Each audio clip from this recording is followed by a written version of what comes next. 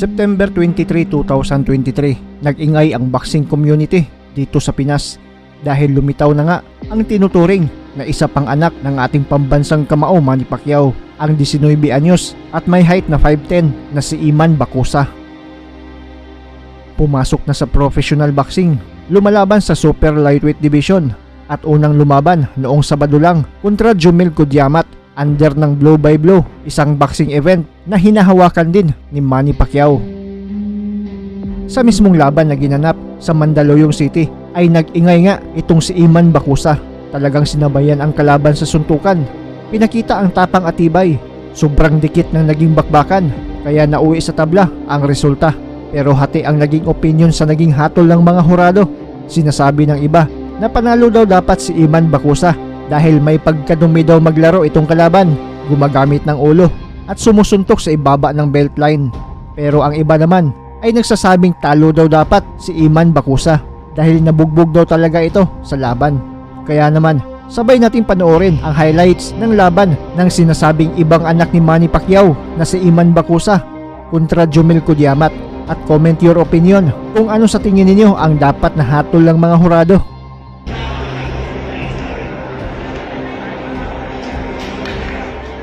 Naghahanap ka ba ng legit na talpakan? Dito ka na sa number 1 talpakan sa buong mundo, ang 1xBet. Pwede kang tumalpak sa boxing, basketball, NBA, PBA at marami pa. Sobrang dali gamitin. Mag-download lang kayo ng 1xBet na apps para sa mas malaking kitaan.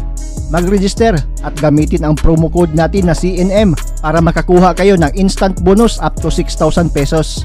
At pwede gumamit ng GCash para mag-deposit at mag-withdraw. Nasa pinned comment sa ibaba ang link mga pre. At paalala, para lang ito sa 21 years old and above. So ano pa ang hinihintay nyo? Register na!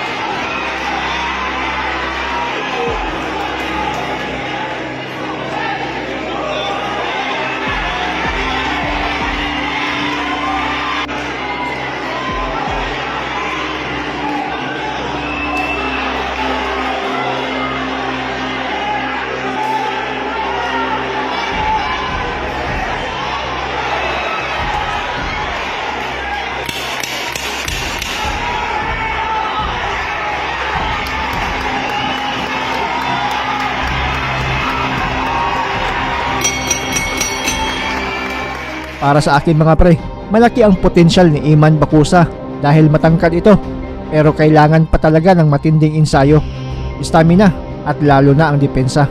Ano ang masasabi ninyo sa laban ni Iman Bakusa mga pre? Comment your opinion at pag-usapan natin yan. We have a street draw. Ang laban ay niya.